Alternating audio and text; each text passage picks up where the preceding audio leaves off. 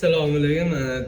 Toshkent postdan 10 kilometr ichkari kirganda Ramadan Nasoz degan joyga uchastkamizga keldik. Mana akaxonimiz o'zlari Qozog'istonga ko'chib ketgan ekanlar. Zaruratdan sotilyapti. Bu joyimizga keladigan bo'lsa 7,5 sotuv.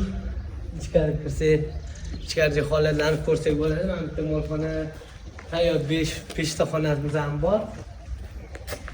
Bemalol kirib yashaydigan bo'ladigan mana sharoitlarimiz bor. Endi otam o'zi Qozog'istonda bo'lganlar uchun uy ichini ko'rsata olmaymiz. Bu yog'iga yursak, mana qarang. Ramadan Nasozda suv bor, mana ko'rsanglar bo'ladi. Gaz, suv, svet. Bundan muammo yo'q, xudo xolasa. Kadastr, hamma hujjatlar bor. Mana bu yoqqa keladigan bo'lsa mana chala yarim bitta bo'lsa molxona. Omon tualet, hamma sharoitlar bor.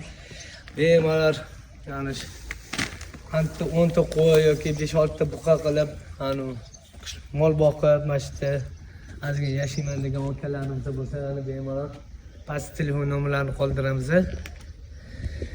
Agar mana video orqali chiqib telefon qiladigan bo'lsa, narxini kelishtirib beradilar. Narxi 85 ming deyaptilar.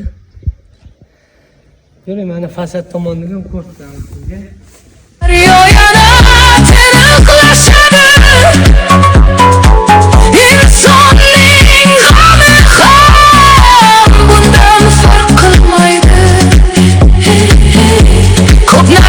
Qo'liga oqtomdan kiyaverish. Mana ko'chali boshi. Ko'chali yuzasidan mana stansiya bor. Bu yoq hop 50 Ramadan mahallasi, o'sha yerda kiyaverish. Mana to'g'ri dasturga yonida ana telefon nomerlari yozib qo'yganlar. Hop, bemalol aloqaga chiqib ko'rasizlar.